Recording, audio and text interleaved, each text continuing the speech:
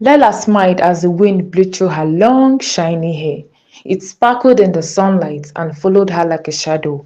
People stopped to look at her hair when she passed. Children wanted to touch her hair. Strangers whispered within themselves. She had never felt so happy, so seen, so noticed. Her wish had finally come true, but Lela had no idea that this beauty came with a cost, one her family would soon begin to pay.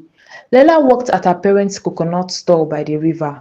Every day after her chores, she would run her fingers through her short hair and sigh, "If only my hair was longer, if only it reached my waist, I would be the most beautiful girl in all of Kijani village." Lela just couldn't stop thinking about having a long, shiny, flowing hair. She imagined how it would sway as she walked, how everyone would turn to look at her. It wasn't just vanity, it was a longing. Although Lela did not dislike her short hair, but whenever she stood beside her friends who had longer hair, she felt small, almost invincible. The way people admired them made her heart ache in a way she couldn't explain. Lela wanted a long hair more than anything in this world. She was willing to try anything. Her grandmother's oil, the river herbs, anything that would make her hair grow. But what she didn't know was that in Kijani, when you truly wish for something, the gods listen and sometimes it answers. The next morning, on her way to fetch water, her heart still heavy with the same wish, Lela met a woman sitting alone by the big Iruku tree. The woman's hair was longer than any Lela had ever seen. Jet black, shiny and flowing like silk down her back. The woman smiled without showing her feet. "Your wish has reached me." Lela froze. "I can give you the hair you desire," the woman continued, "but you must promise me one thing.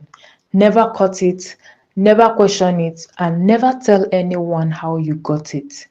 Lela, too excited to think, nodded quickly.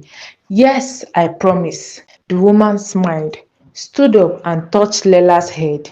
Her touch was soft, but it felt strange. "Go home, my child," the woman said, her voice barely louder than the breeze. "You will begin to see changes." Confused but curious, Lela returned to the coconut store to help her parents pack up for the evening. She didn't mention the strange woman. What would she even say? That night, as the village slept, Lela lay in bed. Suddenly, she felt a strange tickling on her scalp. Slowly, she sat up and ran her fingers through her hair. Was it longer? She smiled, but told herself it was probably just her imagination. When she woke up again, only an hour later, it had grown more. By the third time she woke up, it was brushing her shoulders. By dawn, it flowed halfway down her back. The hair kept growing at every second. Her parents were surprised when they saw her. "Lela, what happened to your hair?" her mother asked, eyes wide with wonder. I I don't know, Lela said, still surprised. She kept touching it, tugging it gently just to be sure she wasn't dreaming. "I just woke up like this." She couldn't stop smiling. The thing she had wished for all her life had finally come true. But somewhere in the back of her mind, a whisper from the old woman's voice echoed faintly. "You will begin to see changes." Days passed and Lela's hair grew longer and more beautiful than any the people of Kijani had ever seen. The villagers admired her hair. Word spread quickly across Kijani and beyond. People traveled from nearby villages, drawn not by coconuts alone, but by the girl with the long shimmering hair. At the family store by the river, customers stayed longer just to catch a glimpse or brush their fingers lightly through Lela's flowing strands, as if hoping to borrow a little part of her hair. Some came just to stare, others offered gifts. Even men from distant town came, asking questions, laughing nervously as they tried to touch it. Business thrived like never before. The coconuts sold out each day. Her parents smiled more. The baskets grew heavier with coins, and for a while, the family felt the warmth of success. But then again, the changes began. Lela began to notice strange things. Her hair didn't feel like just hair anymore.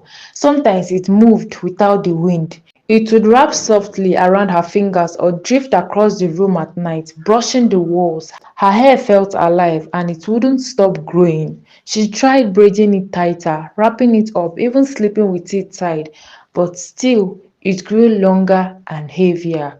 One night, she woke up to the sound of someone choking. Her little brother had wandered into her room while she slept. Her hair had crept off the bed and wrapped tightly around her brother's neck. He was choking already. By the time her parents rushed in, they screamed and dragged the strands of hair off him, fighting the hair like it was a wild beast.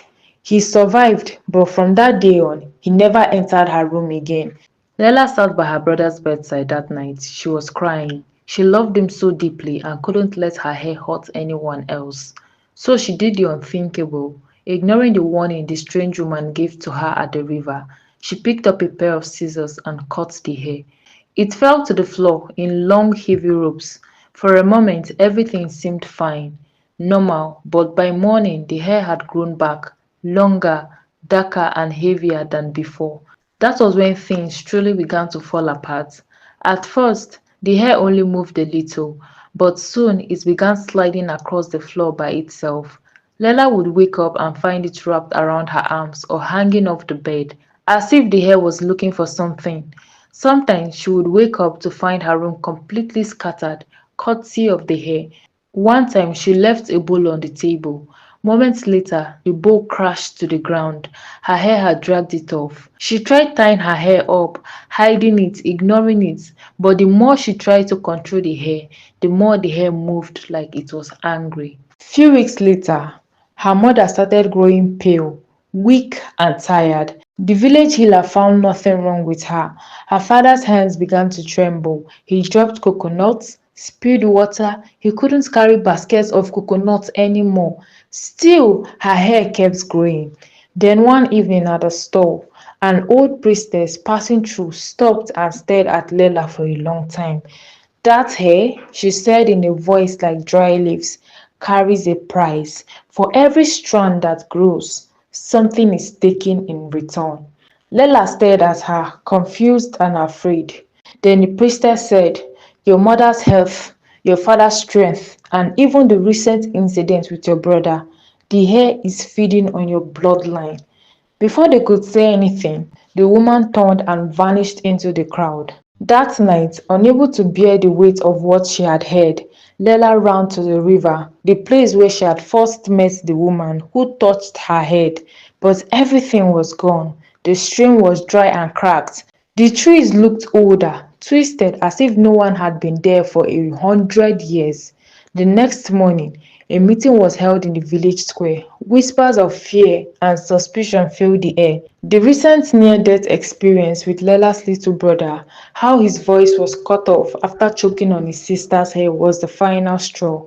The village elders, with grim faces and heavy voices, declared that the curse haunting Lela's family could no longer be ignored. The dark power in her hair was putting everyone around her in danger. We cannot let this go on, the chief said solemnly. For the safety of Kijani, Lela must be sent away. She has to leave the village. Torn between love and fear, her parents agreed, their hearts breaking as Lela was their only daughter. On the day Lela was supposed to leave the village for good, the air was thick with dread. In their small home, her mother lay still and quiet. A large clump of hair was stuck in her mouth. No one knew how it got there. Lela's father woke up suddenly and saw his wife lying lifeless. When he looked closer, his eyes widened in horror. A large clump of hair was stuck in her mouth. He didn't understand how it got there. Lela! Lela! He called weakly, his voice shaking with fear. But before she could answer, his chest tightened painfully. He collapsed to the floor, clutching his heart. He was having a heart attack. Lela rushed in, tears falling as she saw her father struggling to breathe and her mother already dead. She grabbed her little brother, who stood frozen with fear. She tried to help her father, shaking him and begging him to wake up. Morning had come, but her father was still in the same weak state. Just then, the villagers arrived. Their faces were hard, full of fear and judgment. They looked at the scene, the dead mother, the weak father, and the strange clump of hair in her mother's mouth. They whispered within themselves, this hair is a curse. One elder said, it has brought death and suffering. Without hesitation, the village chief spoke. Lela, you must leave now. You cannot stay here any longer. The pain in Lela's heart felt like a knife. Her family was falling apart all because of the heir she once wished for. You must leave and never come back, the chief said, his voice cold and certain. Lela stood silent, her heart breaking as she was forced out of the only home she had ever known. It was then she realized some gifts come with heavy prices, ones that no one can run away from.